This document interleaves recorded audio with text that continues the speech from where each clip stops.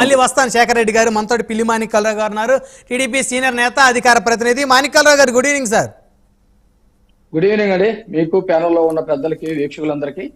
So మొత్తానికి silent అయినటువంటి తాజా మాజీలు ఎన్నికల ముందు, అంటే ఫలితాలు ముందు రోజు వరకు కూడా తొడలు కొట్టి మీసాలు తిప్పి కాలు దువ్వినటువంటి తాజా మాజీలు సైలెంట్ అయిపోయారు. అయితే సైలెంట్ ఏం కాలేదు, ప్రభుత్వానికి కొంత సమయం ఇస్తున్నారనేది కొంతమంది వాదన, మరికొంతమంది ఏమో సైలెంట్ అయినటువంటి వాతావరణాన్ని ఒప్పుకుంటున్నారు. కానీ జగన్మోహన్ రెడ్డి గారు మాత్రం కాస్త కోపంగా ఉన్నట్లయితే ఇంకొక చర్చ కూడా నడుస్తూ ఉంది. ఎందుకంటే అధికారంలో ఉన్నప్పుడు అధికారం అనుభవించి ఈరోజు అధికారం పోయిన తర్వాత వారి వ్యాపారాలు వారు చేసుకుంటా ఉన్నారు. కాబట్టి ఈ 5 సంవత్సరాలు ఎవరు కష్టపడతారో వారికే టికెట్లు ఇవ్వాలనేటువంటి ఆలోచనలో ఆ పార్టీ అధిష్టానం వచ్చిందంట. ఏమంటారు బిఎన్ గారు? ఈరోజు వైసీపీ పార్టీయే అవకాశవాద పార్టీ. అదే సిద్ధాంతాల్లో నుంచి పుట్టుకురాల, ప్రజలకి మేలు చేద్దామని చెప్పేసి ఒక సిద్ధాంతంలో నుంచి పుట్టుకురాల, ఒక విప్లవ ఉద్యమంలో నుంచే పుట్టుకురాల, రాజకీయ పార్టీని పెట్టి ప్రజలను ఉద్ధరిద్దామనే పుట్టుకురాల. అది పుట్టుకొచ్చిందే నెత్తురు ముద్దలో నుంచి. నెత్తురు ముద్దోడికి ఆకలి బాధ ఏం తెలిసింది, అన్నా క్యాంటీన్లో పెట్టి అన్నం గురించి ఏం తెలిసింది, నెత్తురు ముద్దలే తెలిసింది. అట్లాంటప్పుడు 5 సంవత్సరాలు పరిపాలన చేసినప్పుడు కూడా కేవలం వాళ్ళు మొత్తం కూడా బూతులు తిట్టేవాళ్ళని, ఇప్పుడు సోదరులు చెప్పినట్టు రౌడీజం చేసేవాళ్ళని, ఇళ్ల మీదకి వెళ్ళి దాడులు చేసేవాళ్ళని, పక్క వాళ్ళ ఆఫీసులు పగలగొట్టే వాళ్ళని, ప్రతిపక్ష నేతల ఇళ్ల మీదకి వెళ్ళి కత్తులు కట్టారు తీసుకెళ్లే వాళ్ళని పెంచి పోషించి వాళ్ళందరూ కూడా ఓహో ఇట్లాగే ఉంటది కావాలి ప్రజాస్వామ్యం, దీనికే ప్రజాస్వామ్యం అని చెప్పి పేరు పెడదామని ఉర్రోతలుగారు, ఎగిరెగిరి పడ్డారు. ఎగిరి పడ్డ వాళ్ళు పడ్డట్టే ఉండారు. జగన్మోహన్ రెడ్డి పరిస్థితి అది. మళ్ళీ లేవలేదు, ఇంకా లేచేటువంటి అవకాశం ఎక్కడ ఉంటది? ఇప్పుడు ఒక ప్రజాస్వామ్యబద్ధంగా వెళ్తున్నారు అనుకోండి, ఇక్కడికి వెళ్ళి పడితే ఇంకోసారి లెగుస్తారు. కమ్యూనిస్ట్ పార్టీలు ఉన్నాయి, మనకు తెలుసు, మనకు ఒక 50 ఏళ్ళు ఉన్నాయి, 100 ఏళ్ల నుంచి మన చరిత్ర చెబుతా ఉన్నారు. వాళ్ళు ఎప్పుడు కూడా అక్కడే ఉన్నారు, వెళ్తా ఉన్నారు, నడుస్తా ఉన్నారు. వీళ్ళు పడితే లేచేటువంటి పరిస్థితి ఎక్కడ ఉంది? వీళ్ళు అధికారంలో ఉన్నప్పుడే నేను ముఖ్యమంత్రిని 2 సార్లు కూడా చూడలేకపోయానని ఒక ఎంపీ అంటాడు. ఒక ఎమ్మెల్సీ అయితే ఒక్కసారి పార్టీ అధికారం దిగబోయేటప్పుడు ఒక్కసారి నాకు కలపండి మహాప్రభు అని చెప్పేసి ఒక ఎమ్మెల్సీ మాట్లాడతాడు. మాజీ ఎమ్మెల్యే అర్ధరాత్రి 1 గంట దాకా ఉన్నా కూడా నాకు అపాయింట్మెంట్ ఇవ్వలేదు ధనంజయ రెడ్డి గారిని.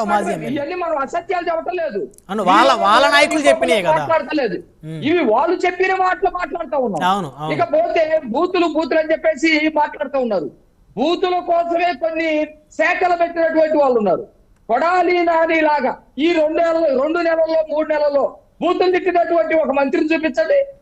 రోజాలాగా తొడగొట్టి ఒక మగరాయి లాగా ఎగిరినటువంటి ఒక మంత్రిని చూపించండి. వంశీలాగా వాళ్ళ వంశాన్ని, వాళ్ళ పుట్టు పూర్వోత్తరాలని, వాళ్ళ భార్యల జీవితాల్ని మాట్లాడినటువంటి వాళ్ళని ఒక్కడ చూపించండి. ఇలాంటి వాళ్ళని మొత్తం ఉండేది పార్టీ అంటారా? ఇలాంటి వాళ్ళ మొత్తం కూడా ఒక నేరముట.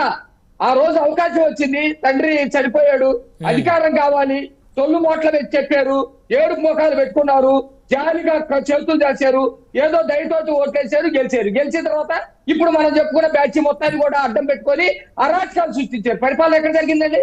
మొత్తం దోపిడే కదా జరిగింది, మొత్తం విధ్వంసమే కదా జరిగింది.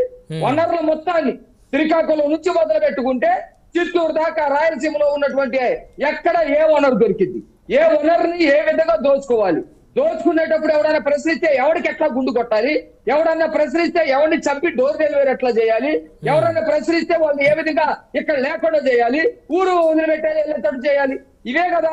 అలాంటప్పుడు ఈ పార్టీ బతికేటువంటి పరిస్థితి ఎక్కడుంది? ఇంకా వీళ్ళేదో చెప్తా ఉన్నారు, రకరకాలు చెప్తా ఉన్నారు. విచిత్రం, చెప్పేటప్పుడు ప్రజలు చూస్తూ ఉంటారు, మనం మాట్లాడేటప్పుడు నోరు మూసుకొని మాట్లాడితే బాగుంటుందని ఉండాలి.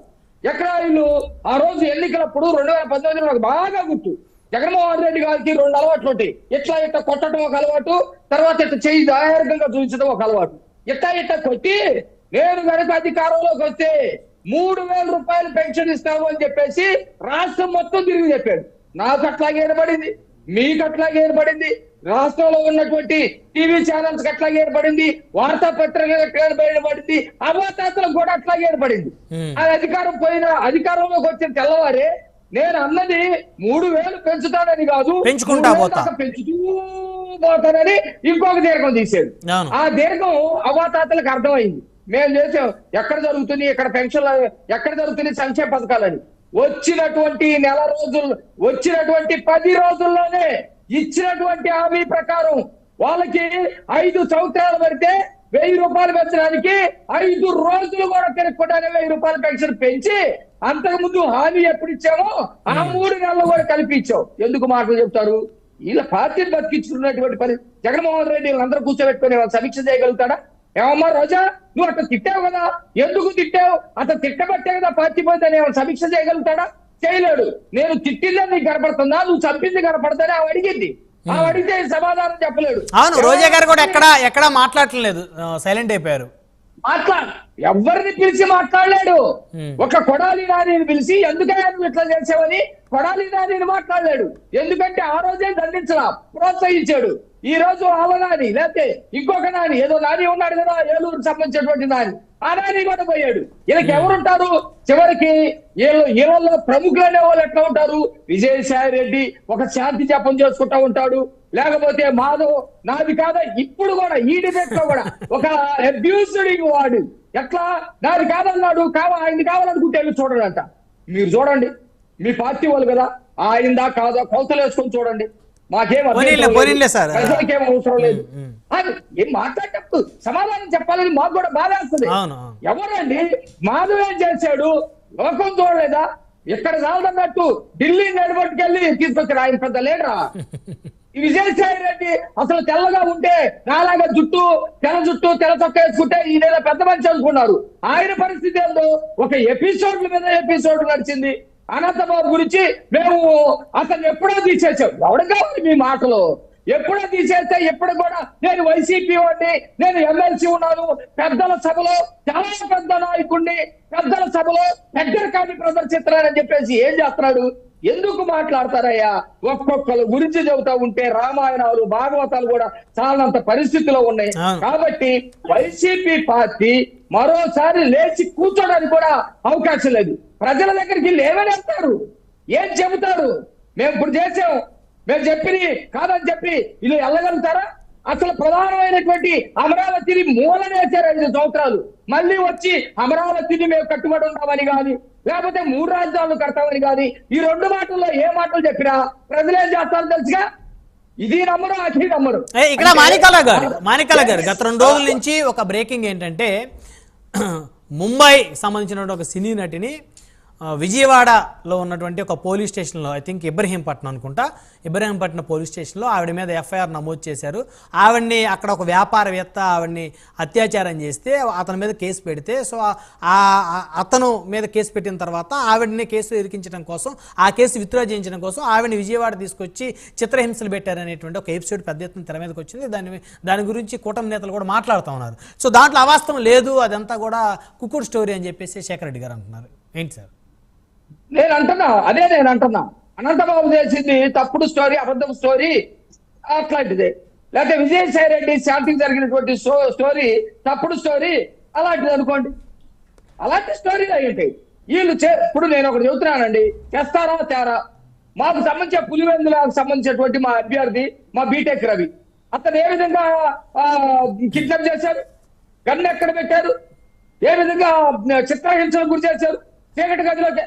అంటే పులివెందుల్లో తెలుగుదేశం పార్టీకి సంబంధించినటువంటి ఒక నాయకుడినే ఆ విధంగా చేస్తే, వీళ్ళు ఎక్కడో బొంబాయిలో ఉన్నటువంటి ఒక అమ్మాయిని తీసుకొచ్చి చేసి ఉండరా?